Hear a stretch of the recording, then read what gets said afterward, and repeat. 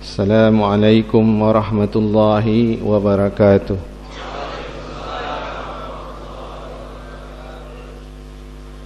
Asyhadu an la ilaha illallah wa asyhadu anna Muhammadar Rasulullah.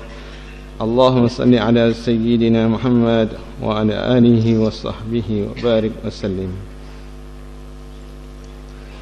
Yang saya kasihi Imamul Muslimin Muhyiddin Hamidi, yang saya kasihi Pak Yasyallah Mansur, dan para ikhwan-ikhwan, ibu-ibu dan bapak-bapak sekalian.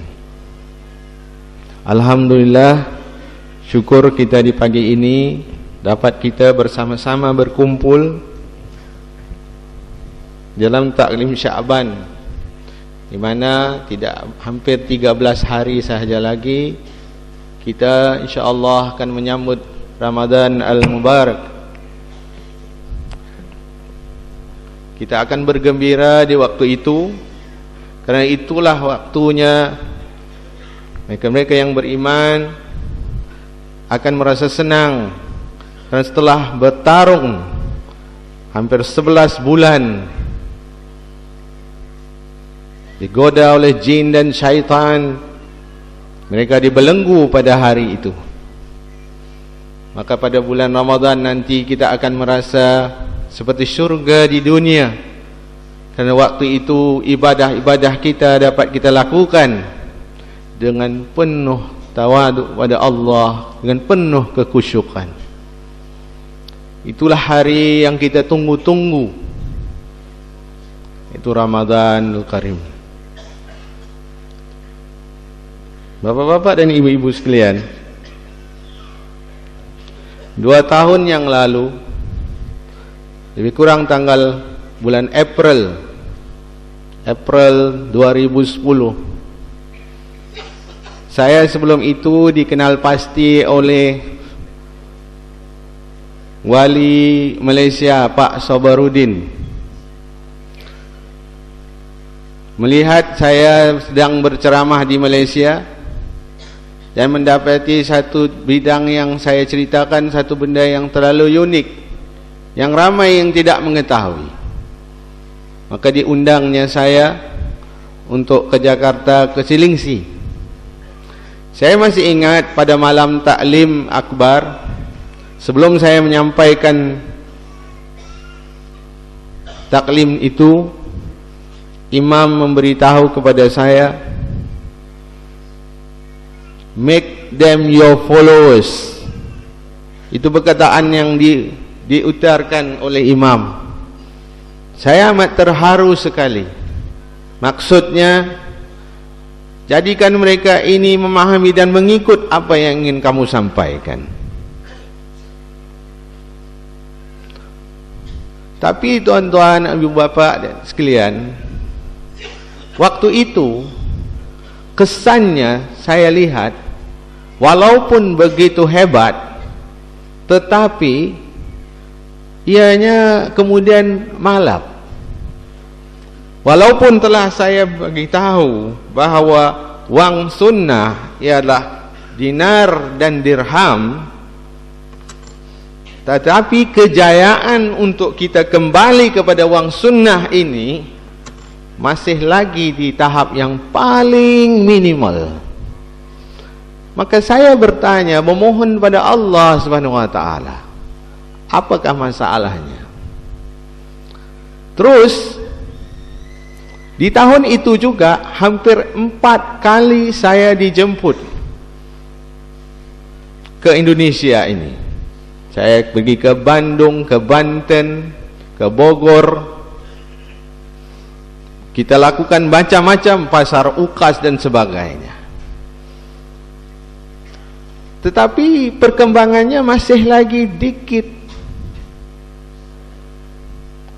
Saya masih tidak mengerti kenapa. Tetapi pada awal tahun ini, langsung pada tahun 2011, saya tidak diundang langsung ke sini. Mungkin atas sebab Allah, telah merancangkan, wa makaru wa makarallah wallahu khairul makirin. Tetapi saya memang sudah berbelas-belas tahun memperjuangkan dinar dan dirham seorang diri.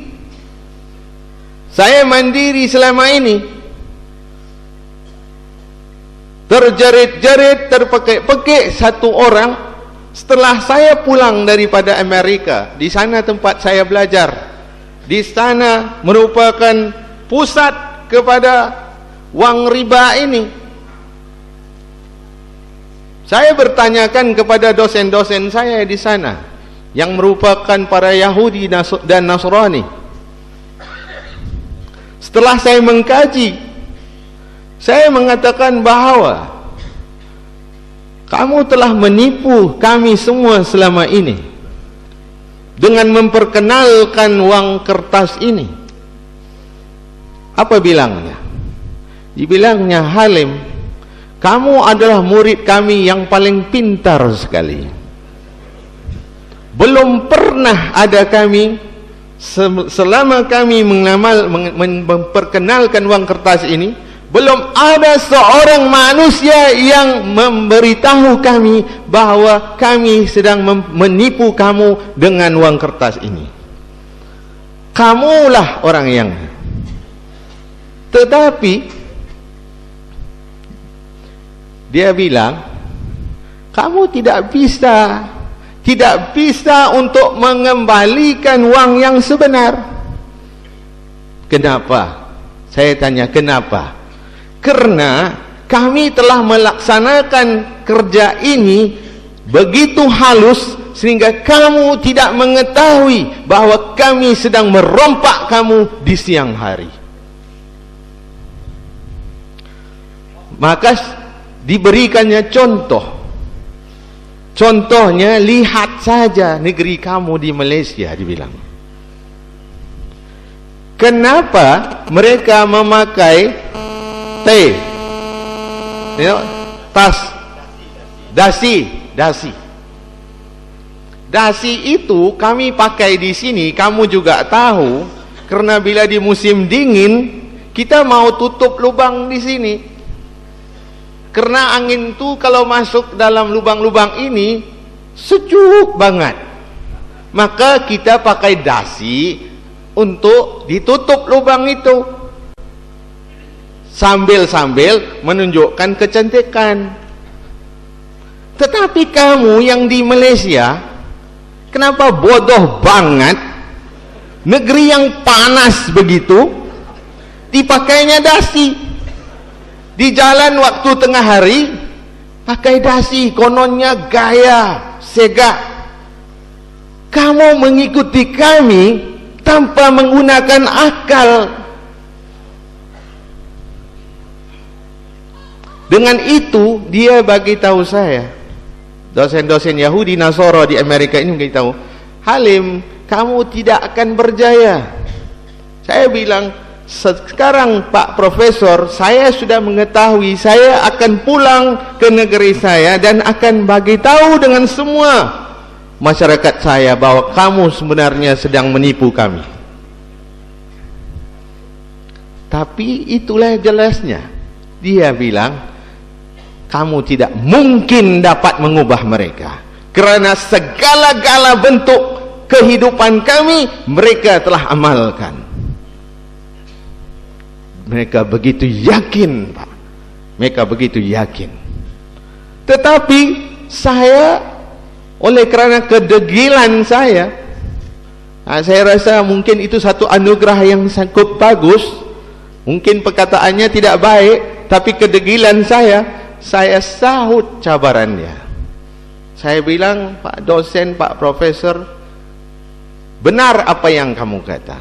Tetapi sehinggalah saya habis titisan darah yang terakhir, saya tidak akan berhenti untuk memaklumkan kepada semua manusia yang menggelar diri mereka muslim bahawa wang ini adalah wang riba dan kita harus kembali kepada wang sunnah, dinar dan dirham. Takbir. Dengan semangat hanya dengan perkataan itu, saya tidak tahu dari mana datangnya semangat yang lain.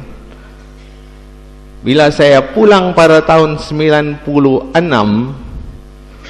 maka dengan itu saya bermula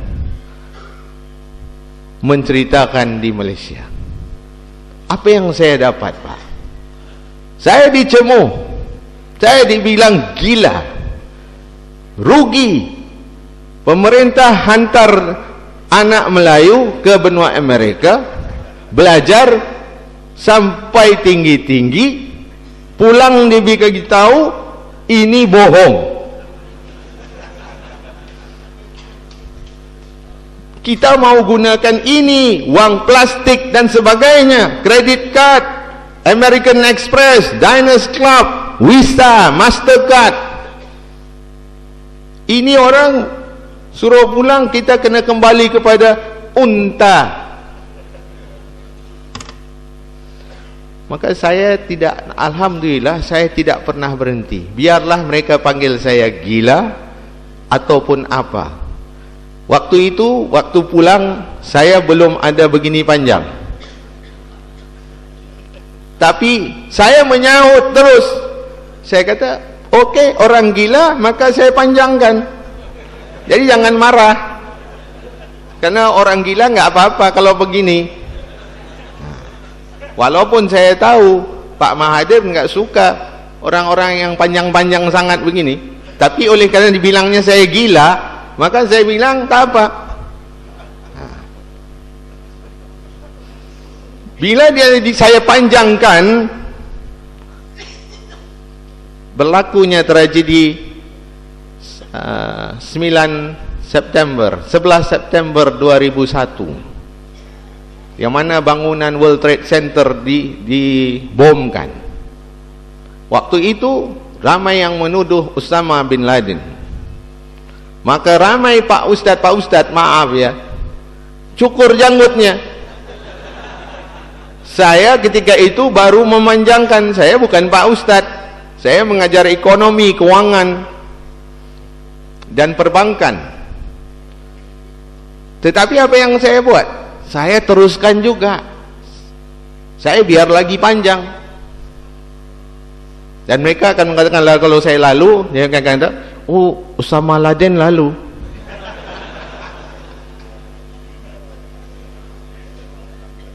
Pernah Pak, saya pernah coba pergi ke masjid-masjid dan surau untuk menerangkan kepada ummah-ummah kita.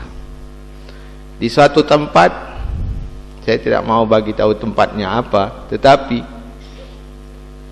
pihak polis datang menahan, tidak membenarkan saya untuk membicara tentang soal dinar dirham. Mereka khawatir, saya tidak tahu apa yang mereka khawatir. Mereka takut, Pak. Untuk menceritakan dinar dirham pun mereka takut. Di dua tempat saya di stop daripada meneruskan bicara. Tapi ini yang saya teruskan, saya tetap tidak mau berhenti. Sehinggalah pada tahun 2002 Pak Mahathir mula memahami, apabila Malaysia dikanyang pada tahun 1997, maka ekonomi Malaysia merudum jatuh. Di situ dia memikir, kenapa? Apa yang berlaku? Kenapa saya berusaha begitu sungguh-sungguh, tetapi tanpa pengetahuan saya, ekonomi Malaysia merudum. Maka di situ baru sampai masanya dia melihat, apa ini orang yang panjang janggutnya ni bicara pasal ni. Barulah Pak, selalunya orang-orang yang tinggi egonya ini, bila diketuk kepalanya oleh Allah SWT, baru dia mau lihat. Alhamdulillah, dia pun buat pengumuman pada tahun 2002 bahwa emas dan perak harus dijadikan uang. Saya di belakang, saya tidak ditunjulkan ke depan. Tapi itu bukan tujuannya. Tetapi Mahathir ditekan terus oleh seluruh dunia, mengatakan ini satu lagi orang gila.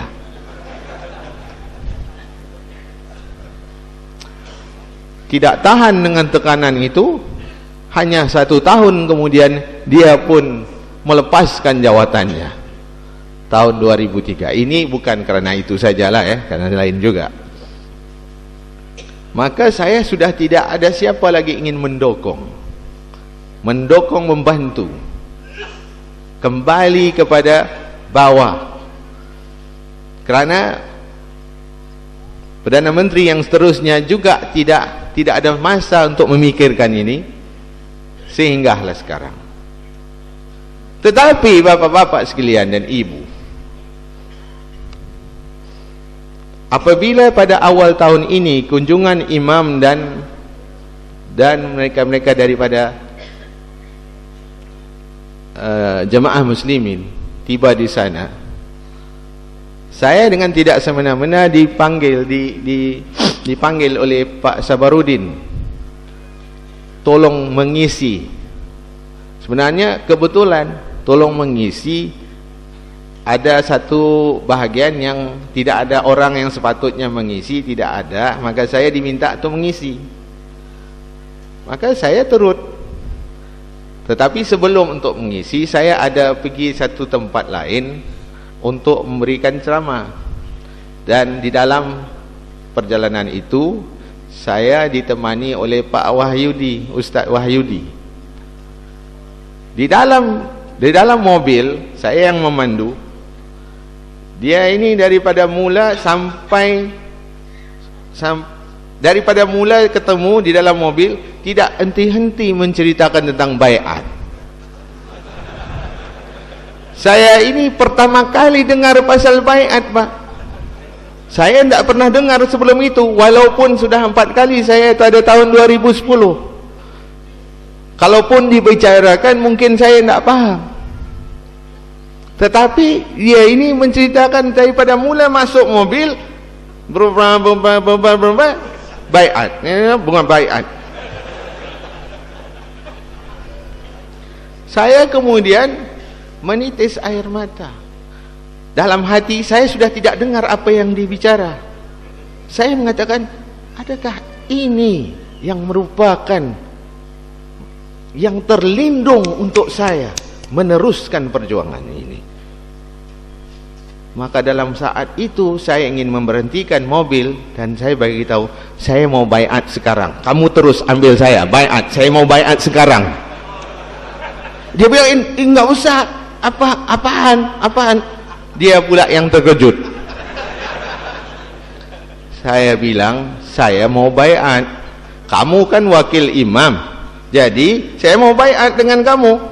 Dia bilang, nanti dulu. Saya bilang, mana boleh nanti. Kalau saya mati dalam jahiliyah. Kamu nanti tanggung. Termenung dia. Terus dia telefon, tanya pada Pak Sabarudin siapa, saya tak tahu. Maka mereka tak apa, tunggu nanti bila pulang sudah itu, nanti imam masih ada baiat di sana. Jadi dia bagi tahu saya, seterusnya tak apa, Allah sudah mengetahui.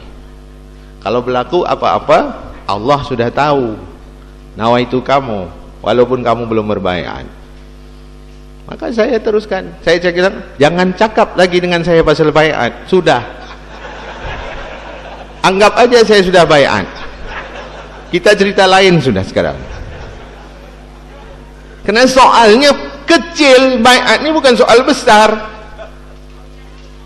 Bagi mereka yang bila Allah telah sampaikan hidayah, soalnya begitu kecil. Tidak perlu lagi buang segala ego dan sebagainya.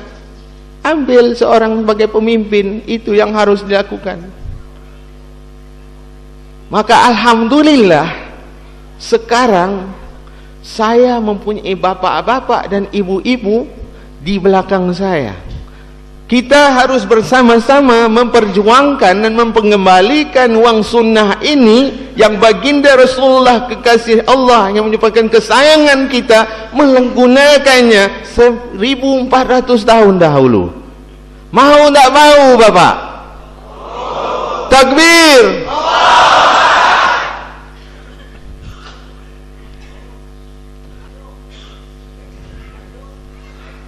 Majukan yang tu, siapa yang jaganya? Mana orang yang jaga? Kenapa dinar dan dirham bayar? Kenapa orang bertanya?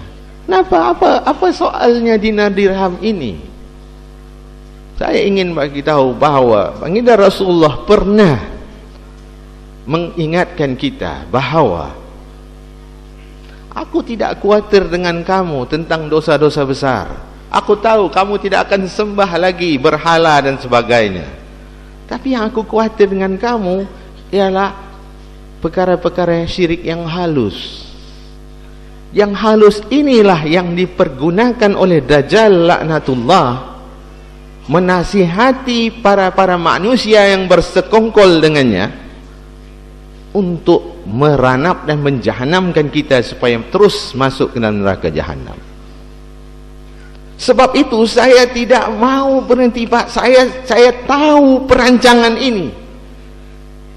Saya telah teliti habis buku-buku yang mereka keluarkan, makalah-makalah yang mereka keluarkan pada tahun 1600, pada tahun 1700. Apakah agenda-agenda yang harus mereka lakukan untuk menjahanamkan umat muslim dan seluruh manusia di dunia supaya menjadi bersama-sama mereka di dalam neraka jahanam?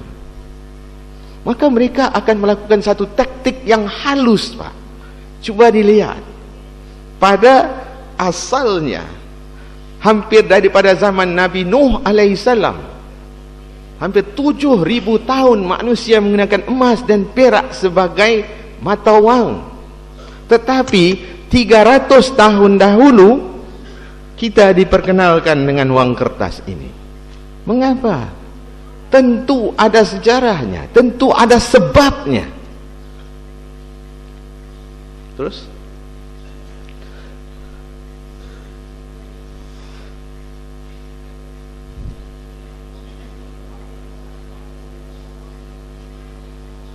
mereka melihat, Pak, mereka tidak mampu untuk menggoncang akidah kita dengan mengajak kita melakukan perkara-perkara maksiat, kecuali mereka-mereka yang lemah imannya.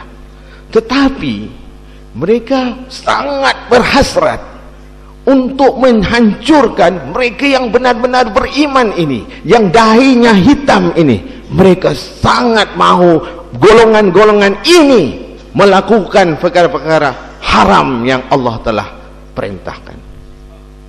Jadi apa yang mereka lakukan? Mereka melihat kepada cara struktur ekonomi kita. Di dalam badan kita, Pak,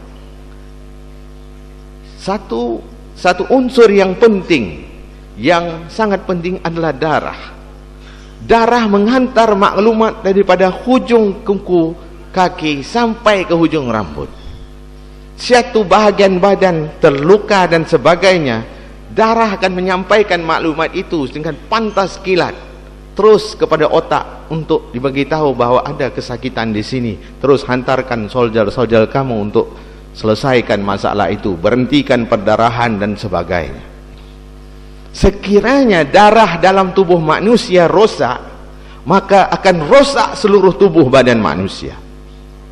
Masalah buah pinggang akan datang, masalah telinga kurang pendengaran, mata kurang melihat, ya, jantungnya tidak terurus lancar, segala-galanya, Pak, akan berlaku kucar kacir apabila darah itu telah dirosakkan.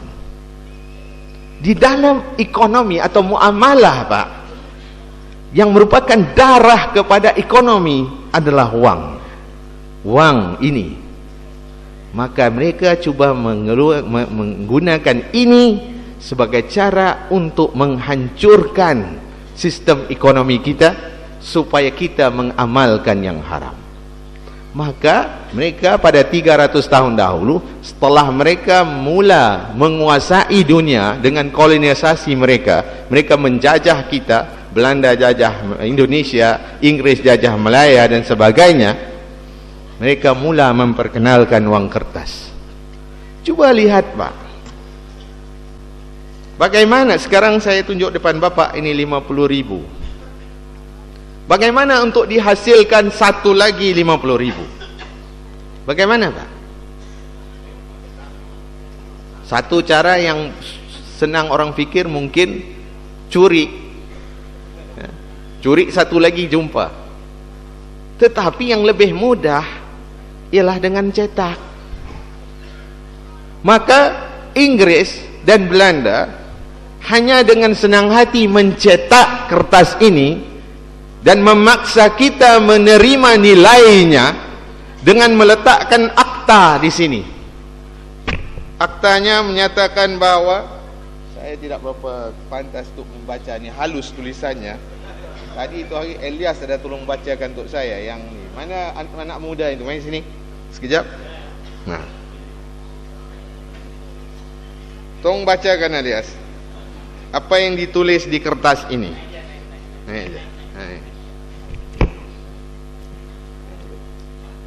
Dengan rahmat Tuhan yang Maha Esa, Bank Indonesia mengeluarkan uang sebagai alat pembayaran yang sah dengan nilai 50.000. Nah Pak, terima jazakallah khair Alias. Itu adalah merupakan perintah. Perintah dari pemerintah merupakan satu akta yang dipaksa ke atas kita untuk menerima uang kertas ini. Sekiranya kita menolak kertas ini, waktu kita ingin membeli, saya tidak mau ini, mereka boleh tangkap dan jail kita. Kerana satu perintah telah ditulis di atas kertas ini Pak. Ini merupakan perintah undang-undang. Dan mereka menggunakan dengan kuasa nama Tuhan dan sebagainya. Menggunakan Allah lagi. Kemudian nak tipu Allah. Astagfirullahaladzim. Mereka paksa kita untuk gunakan kertas ini sebagai alat untuk menukar. Sebab itu, waktu mula-mula diperkenalkan, kita dipaksa dan kita tidak sedar bahawa kita dipaksa. Dan mereka mengatakan, jangan bawa emas keluar kanan sini, berat ini, berat. Seolah macam ini besi. Kalau besi ya, kalau begini berat. Tapi ini ringan Pak sebenarnya. Mereka mengadakan psychology war. Hampir 200 tahun mereka mengadakan war ini, peperangan mantel ini. Mereka menarik secara halus emas dan perak daripada kita. Mereka bilang, kamu serahkan emas perak kamu pada kami.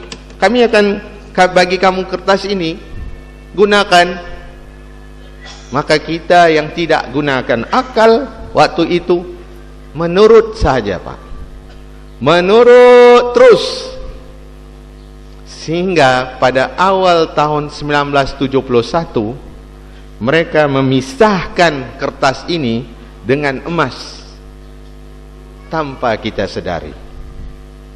Dan setelah 1971, tanggal yang lebih tepat 15 Agustus 1971, Presiden Amerika waktu itu Richard Nixon membuat pengumuman bahawa wang dolar Amerika sudah tidak ada kaitan dengan emas lagi. Dan wang dolar Amerika merupakan wang yang menjadi payung kepada semua wang-wang kertas di dalam dunia. Jadi sekiranya mereka memutuskan hubungan dengan emas, semua wang-wang kertas dalam dunia, rupiah, ringgit dan sebagainya akan turut terkait. Maka semuanya juga tidak berlaku dengan emas lagi. Maka selepas itu, wang ini sudah saya namakan wang riba. Karena apa? Karena dia dihasilkan menggunakan interest, bunga.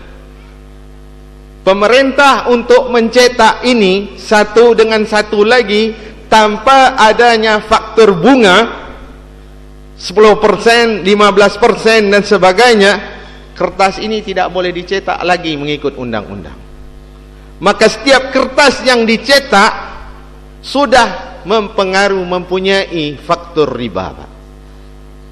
Maka untuk itu mereka telah pun mencemarkan muamalah kita. Walaupun apa yang kita amalkan di dalam hari-hari benda yang halalan thayyiban, tetapi waktu akadnya kita telah melakukan yang haram. Contohnya saya berikan di sini ialah sekiranya saya ingin beli handphone ini, handphone ini halal, tidak ada masalah, bukan dicuri dan sebagainya.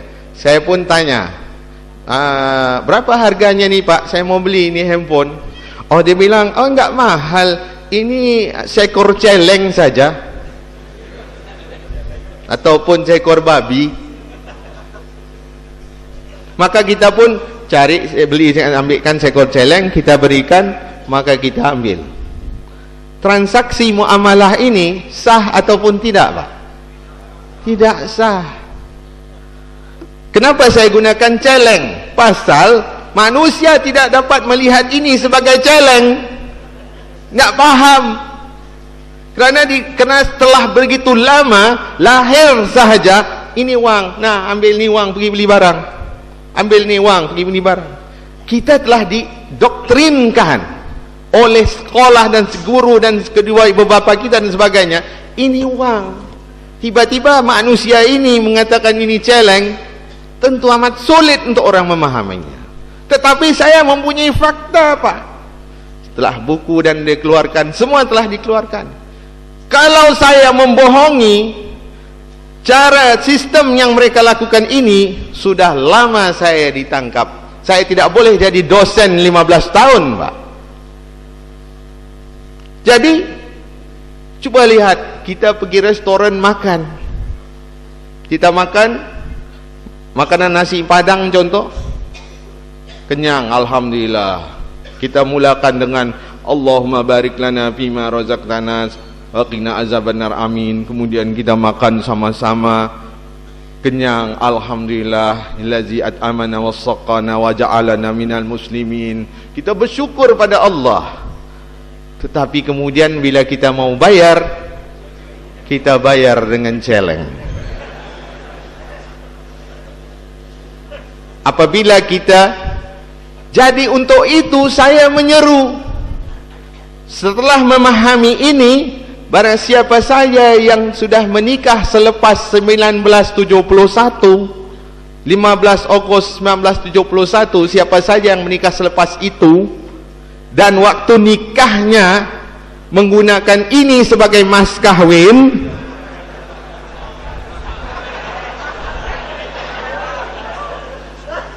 jangan khawatir Pak, Allah tahu. Nawa itu kita ditipu Pak. Jadi setelah diperingatkan, maka pulang hari ini selepas taklim akbar nanti, setelah mendapat wasiat penting daripada imam, pulang dan lihat apa milik kamu yang berharga, yang benar-benar berharga. Kalau ada emas, ambil emas. Kalau berapa yang banyak yang ini harus ditukar cepat, jangan disimpan celeng-celeng ini, dan harus dikeluarkan celeng ini banyak-banyak untuk infak di sini. Cari apa saja yang bernilai Pak, ya. Besi pun bernilai Pak. Kalau tidak ada Quran, apa saja. Pulang ke rumah jumpa zaujah kita, bagi tahu, adindaku, istriku yang kukasihi selama 30-40 tahun, maaf dulu kanda beri kamu celeng sebagai mas kawin. Ini gantinya, ya, saya gantikan. Bayangkan kalau di Malaysia mas kawin itu 40 ringgit, ya, apa yang boleh dibeli Pak? Kalau disimpan 40 ringgit itu, tunggu lagi lama, ia lagi turun. Jadi apa betul-betul mereka ni, la ilaha illallah, memang syaitan betul, memang harus direjam apa yang mereka lakukan. Untuk itu, apa yang telah berlaku Pak? Coba kita lihat. Ini kenyataan Presiden Amerika yang ketiga, mengatakan bahwa sistem perbankan yang diperkenalkan adalah merupakan sistem perbankan yang begitu zalim dan menakutkan. Malah kalau 1 juta tentera musuh pun tidak sekuatir kita berbanding dengan satu bank. Itu kenyataannya pada tahun 1700, Pak.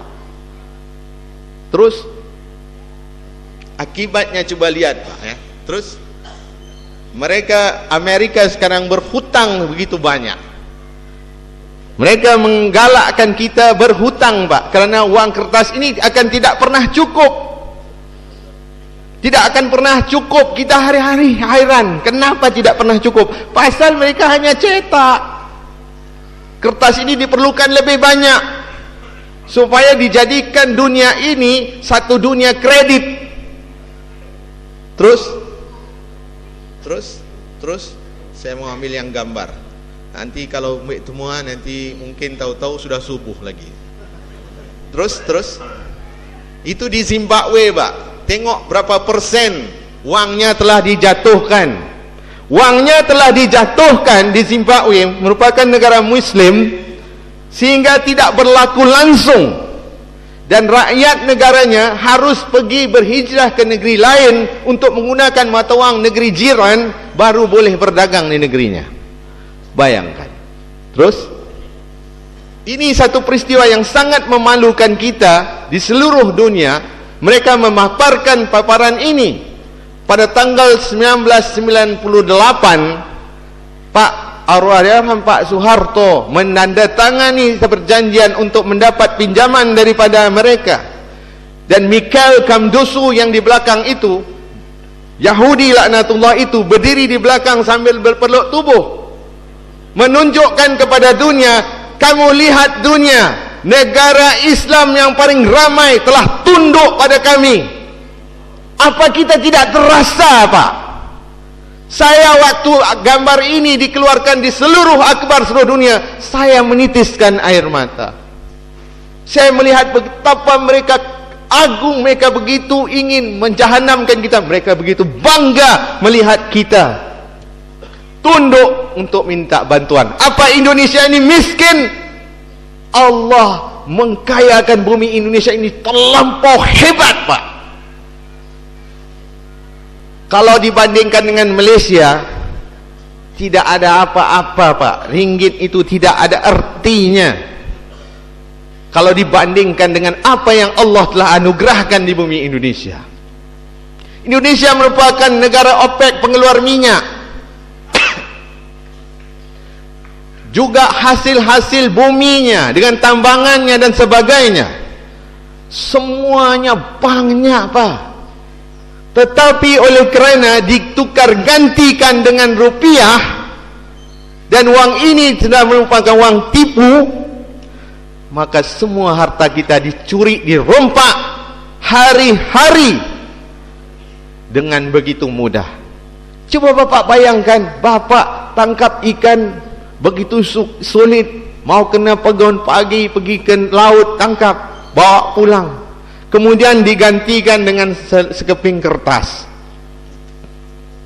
dan kertas itu dicetaknya aja, yang nilainya boleh begitu merudum bila-bila masa, kerana nilainya hanya ditulis di nombor itu.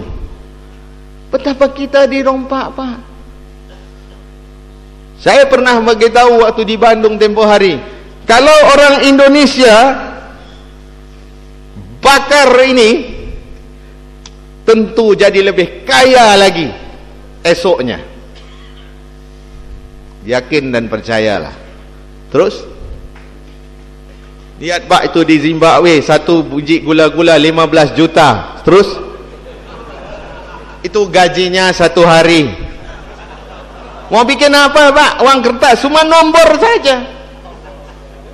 Dia tidak guna, uang itu semua tidak ada, walaupun nombornya macam-macam ditulis itu, tetapi negaranya telah diganyang ekonominya. Terus kemudian dijualnya saja kertas, ini kertas lama dijualnya. Budak ini yang gembira, dia dapat 3 sen. Sekurang-kurangnya 3 sen. Uang apa? 3 sen uang tembaga, maka boleh digunakan. Zimbabwe sekarang rakyatnya harus menggali emas, dapat 2-3 debunya, baru didapat tukar kepada roti dan sebagainya. Kalau tidak, mati kebuluran.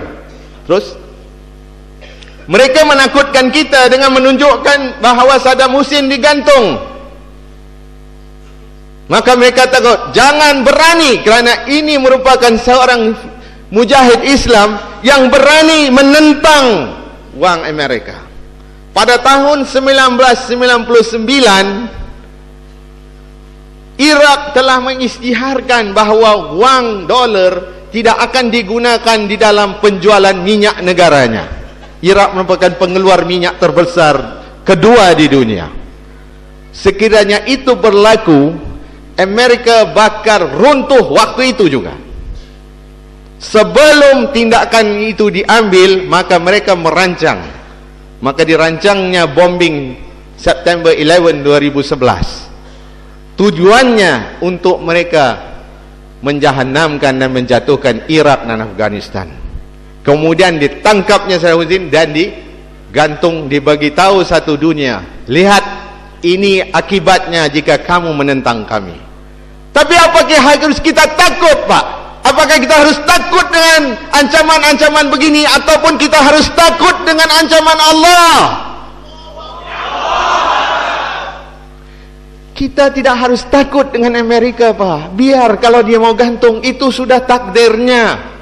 Tetapi yang harus kita lebih takut ialah melakukan syirik pada Allah, mengamalkan benda yang haram. Wang kertas ini, Rasulullah SAW menyatakan bahawa riba itu terdapat 70 cabang. Cabang kita cuma tahu kalau tidak ambil interest dari bank, itu saja. Tetapi kalau Rasulullah menyatakan ada 70, apa yang lain-lain itu, Pak? Saya mengkaji semuanya dan saya lihat semuanya sudah ada. Kita menjual, kita menipu. Pinggannya ditelangkupkan, kemudian diletakkan buah ataupun ikan supaya nampak macam banyak. Ini semua unsur-unsur penipuan. Maka Rasulullah dah menyatakan dosa melakukan riba paling kecil, yang paling kecil sama seperti kamu berzina dengan ibu kandung kamu sendiri. Itu yang kecil, Pak. Kita harus takut dengan ini. Terus maka mereka mengancam yang terkini ialah untuk mengadakan perang dunia. Ini banyak para ekonomis dan juga para politik mengatakan, iya, ia mungkin bakal berlaku. Jika berlaku peperangan, Pak, bagi mereka yang pernah merasakan peperangan Jepun dan sebagainya, apa hasilnya dengan wang kertas waktu peperangan? Adakah ianya berlaku? Tidak. Apakah kita mau tunggu sehingga peperangan meletus baru kita ingin bertukar? Terus itu kedudukan wang kertas selama ini, Pak, ya. Pada tahun 1971, 7 keping ini 32 gram. 7 keping ini bersamaan dengan $35 sahaja. Tetapi sekarang sudah menjadi 1.700 lebih. Turun berapa banyak, Pak? Tekan. Press. Tu kapal terbang jatuh. Penurunan sebanyak 5.102%. Bukan sedikit, Pak. Setelah 1971, wang kertas ini nilainya turun, bukan naik.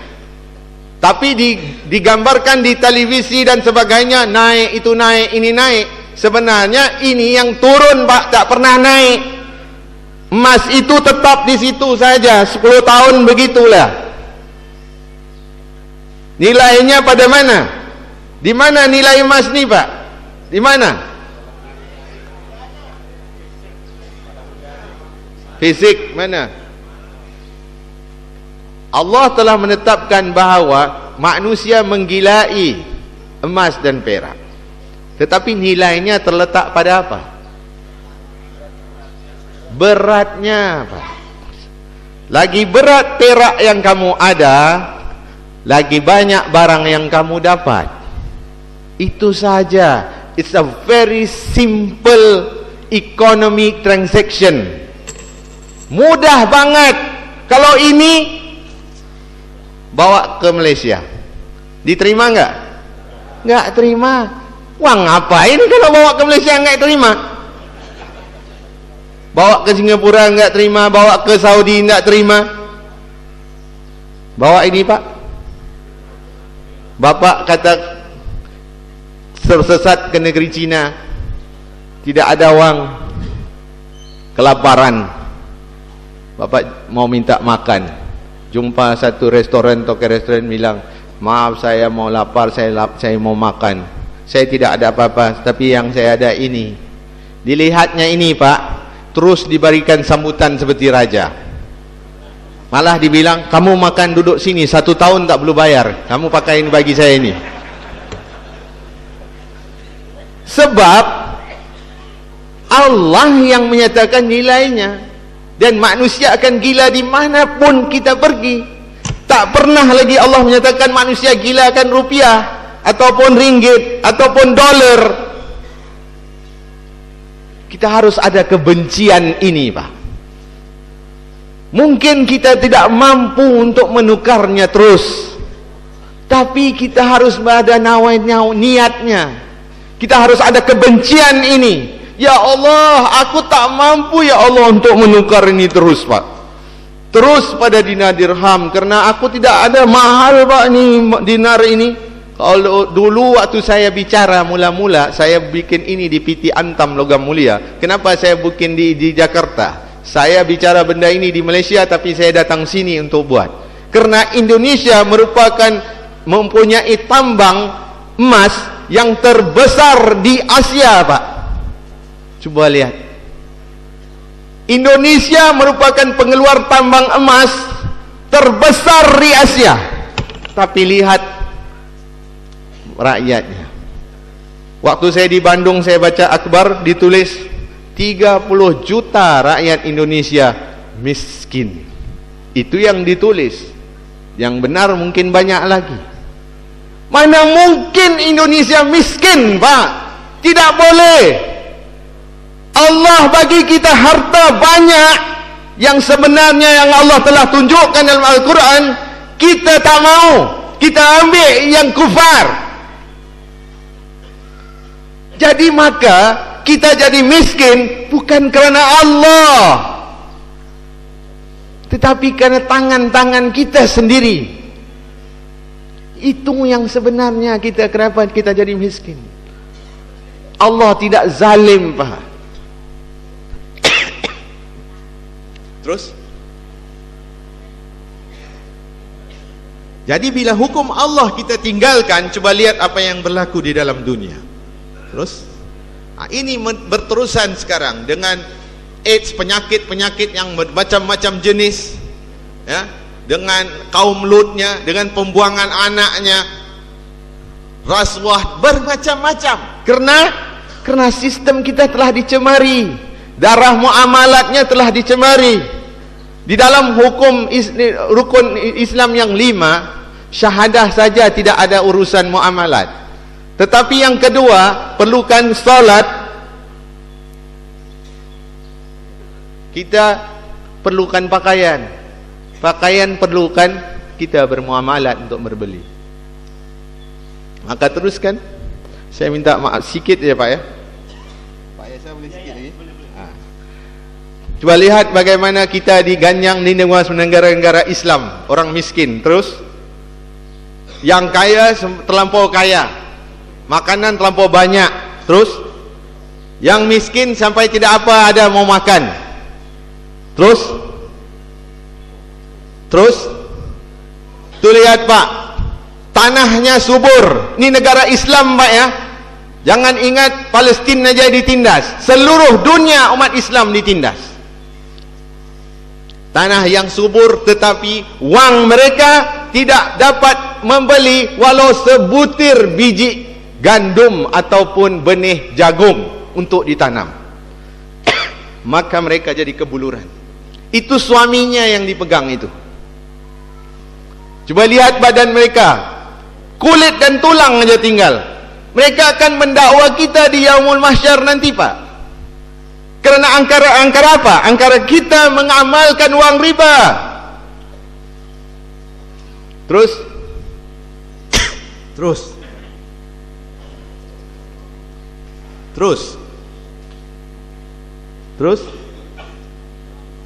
ni di Lubnan, anak Lubnan yang sekarang sedang bertempur di sana sini, tidak ada makanan, negaranya hancur. Terus tuh kemarau terlampau sampai air kencing lembu digunakan untuk mandi.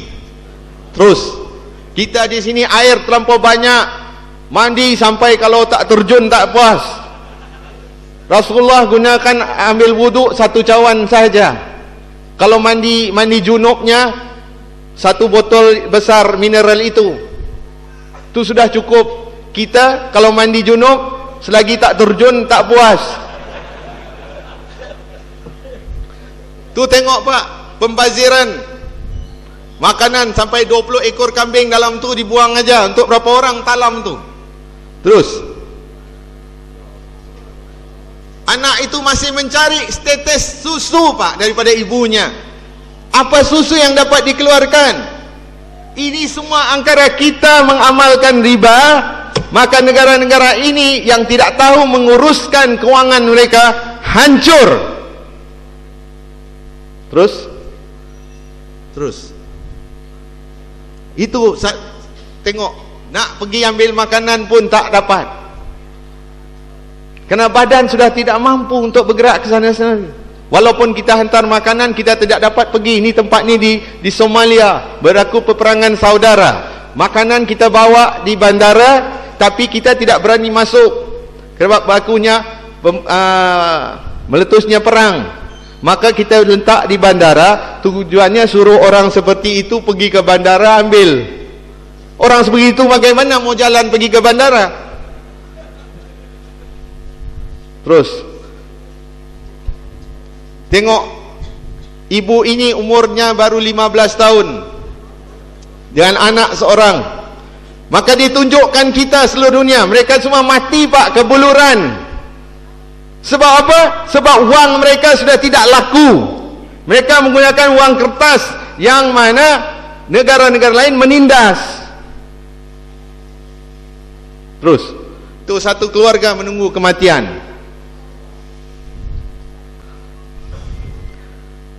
Jadi Pak, cukuplah saya bicara setakat itu untuk menjedarkan diri saya dan juga pada ikhwan-ikhwan sekalian. Marilah bersama-sama saya, ikhwan-ikhwan kita menderita, Pak, karena kita mengamalkan riba. Riba yang dibenci Allah. Allah mengharamkan kita mengamalkan riba, Pak. Tapi kita tidak mau lihat yang hak. Kita terus juga sayang dengan benda riba. Astaghfirullahaladzim. Ya Allah, ya Tuhanku, tolonglah kami memahami keadaan yang sulit ini, ya Allah. Wahai saudara-saudaraku, bangunlah kita bersama-sama. Imam Muslimin, ayo bangun. Bangun sekarang. Bangun, wahai ya ayuhal muslimun, bangun daripada tempat dudukmu. Bangun. Bangun. Bangun. Ayo kita bersama Imam Muslimin melawan para kufar ini. InsyaAllah. Wallahu a'lam wabillahi taufiq wal hidayah. Assalamualaikum warahmatullahi wabarakatuh.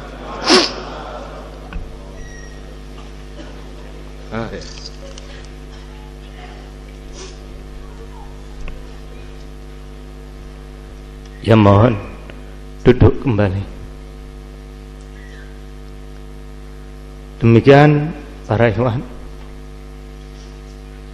benar kata Allah Subhanahu wa taala, yamhaqullahu riba wa yurbis shadaqat.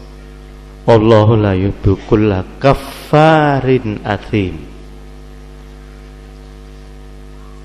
Allah akan menghancurkan, termasuk membuat hancur riba. Semua tadi kehancuran-kehancuran yang diakibatkan oleh riba. Wa yurbis shadaqat, sementara Allah akan mengembangkan terus sedekah kita. Orang yang melakukan riba mendapatkan gelaran dua.